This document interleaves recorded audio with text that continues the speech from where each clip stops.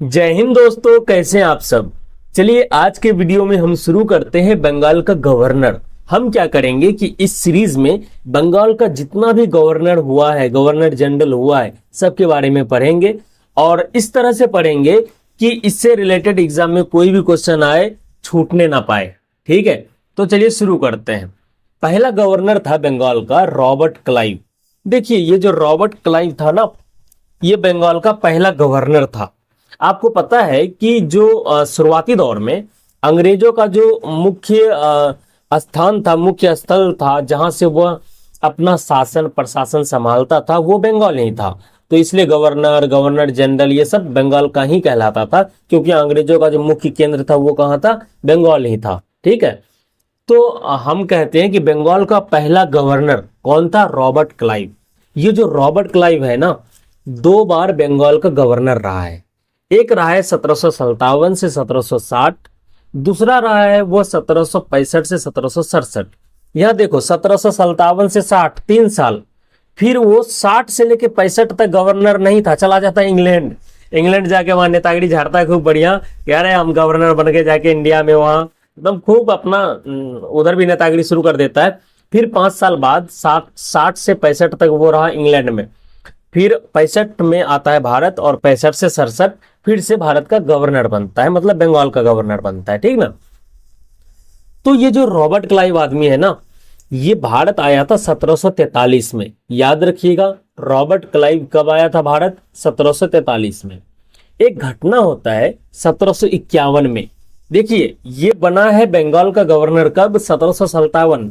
Governor बनने से पहले 1751 का एक घटना है, सीज ऑफ आरकोट। ये सीज ऑफ आरकोट क्या है, देखिए आरकोट क्या है ना, कर्नाटक में एक किला था, आरकोट का किला। संयोग से जिस समय रॉबर्ट क्लाइव यहां था, उसी समय कर्नाटक में, मतलब 1751 के आसपास ही कर्नाटक में क्या था ना, उत्तराधिकार का युद्ध चल रहा था। 2 गुट था, दोनों गुट आपस में लड़ रहे थे। पहला कह रहा था कि हम बनेंगे कर्नाटक का उत्तराधिकार, दूसरा कह रहा था कि हम बनेंगे। अब आपको बता दें कि ये दोनों गुटों का नाम क्या था। पहला गुट था चंदा साहिब का, दूसरा गुट था मोहम्मद अली का। जो चंदा साहिब था ना, उसको फ्रेंच गवर्नमेंट, मतलब जो फ्रांसीसी था, वो सपोर्ट कर रहा था, और जो मोहम्मद अली था, इसको सपोर्ट कर रहा था अंग्रेज। हुआ ये कि आपस में दोनों में तकरार चलते रहता था। तो इस बीच क्या हुआ कि 1751 में ये फ्रांसीसी और चंदा साहिब का सेना मिलके आरकोट का किला में कब्जा कर लेता है, जाके एकदम वहां पे कब्जा कर लेता है, उसको बढ़िया से अपना पहुंच जमा देता है वहां। तब ये जो मोहम्मद अली था, ये कहा अंग्रेजों से कि भाई देखो फ्रांसीसी कब्जा कर लिया, वो जो चंदा साहिब है उसको फ्रांसीसी सपोर्ट कर रहा है, और इस तरह से फ्रांसीसी का राज्य चलेगा कर्नाटक में। तो मोहम्मद अली को अंग्रेजों ने कहा कि भाई तुम टेंशन मत लो, हमारे पास है रॉबर्ट क्लाइव, इनको भेज रहे हैं, ये सब कुछ हैंडल कर लेगा। रॉबर्ट क्लाइव क्या करता है कि मात्र 200 सेना लेके आरकोट का किला पे हमला करता है। वहां से फ्रांसीसी सैनिक, चंदा साहिब का सैनिक, सबको मार के भगा देता है और आरकोट को कब्जा कर लेता है। तो ये बहुत बड़ी उपलब्धि थी किसकी, रॉबर्ट क्लाइव की। तो याद रखना 1751 में हुआ था सीज ऑफ आरकोट। अब बंदा बन जाता है 1757 में क्या, बंगाल का गवर्नर। जैसे ही बंगाल का गवर्नर बनता है, तो बंगाल का गवर्नर बनने के बाद आपको पता है कि बंगाल में अंग्रेज कर क्या रहे थे, वहां व्यापार कर रहे थे। व्यापार के बदले वो क्या करता था कि बंगाल का जो नवाब था उसको टैक्स देता था, कर देता था कि हम व्यापार कर रहे हैं, इसके बदले तुम पैसा ले लो। क्लाइव सोचा कि भाई हम कुछ ऐसा क्यों ना करें कि बंगाल सरकार को, यानी बंगाल का जो नवाब है, उसको टैक्स नहीं देना पड़े, उसको पैसा नहीं देना पड़े, सारा का सारा पैसा हम ही बचा ले। बहुत अच्छा दिमाग लगाया रॉबर्ट क्लाइव। उस समय बंगाल का जो नवाब था वो था सिराजुद्दौला। सिराजुद्दौला का सेनापति था मिर्जाफर। मिर्जाफर को ये कहता है रॉबर्ट क्लाइव कि मिर्जाफर, हम युद्ध करेंगे सिराजुद्दौला से, तुम क्या करना ना, युद्ध में मेरा साथ देना। सिराजुद्दौला को हरा के तुमको बना देंगे बंगाल का नया नवाब। इस लालच में आ गया कौन, मिर्जाफर, जो कि सिराजुद्दौला का सेनापति था। कर बैठा गद्दारी। अब ये मिर्जाफर क्या किया कि युद्ध में पूरा का पूरा गद्दारी किया और सिराजुद्दौला हार गया। हारने के बाद जैसा शर्त था, मिर्जाफर को सेनापति से बना दिया गया बंगाल का नवाब। कौन बनाया? Robert Clive. अब बताओ, रॉबर्ट क्लाइव का कठपुतली बन गया कौन? मिर्जाफर। अब मिर्जाफर को जैसे जैसे चलाए क्लाइव, वैसा वैसा मिर्जाफर चले। तो इस तरह से अपना फायदे के लिए रॉबर्ट क्लाइव ने, उनके लिए एक अच्छा स्टेप था लेकिन बंगाल के लिए अच्छा स्टेप नहीं था। एक तरह से बंगाल में अपना कठपुतली शासक बना लिया कौन? Robert Clive. तो ये 1757 में प्लासी का युद्ध किया था कौन? Robert Clive. याद रखिएगा, ठीक है। प्लासी का युद्ध किसके टाइम में हुआ था? रॉबर्ट क्लाइव के टाइम में, 1757 में। ठीक है, बहुत बढ़िया। 1757 से 60 के बीच मेन यही घटना होता है। उसके बाद 60 में तो ये चला जाता है इंग्लैंड। फिर 65 में जब वापस आता है तो 1765 में ये बंदा क्या करता है ना, बंगाल में लगा देता है द्वैध शासन। द्वैध शासन लगा देता है। द्वैध शासन मतलब क्या हो गया कि दोहरा शासन। मतलब एक बंगाल का नवाब शासन करेगा, दूसरा अंग्रेज करेगा। अब अंग्रेज कौन सा शासन करेगा? अंग्रेज करेगा सेना को कंट्रोल, विदेश नीति को कंट्रोल, और जो राज्य से जो टैक्स का वसूली होता है, कर का वसूली होता है, जो राजस्व वसूली होता है, ये काम करेगा अंग्रेज। समझ जाओ कितना फायदेमंद वाला पोस्ट लिया है। टैक्स वसूलेगा, मतलब पैसा वसूलेगा जनता से, और क्या करेगा? विदेश नीति और सेना, तीन अपने पास रख लिया।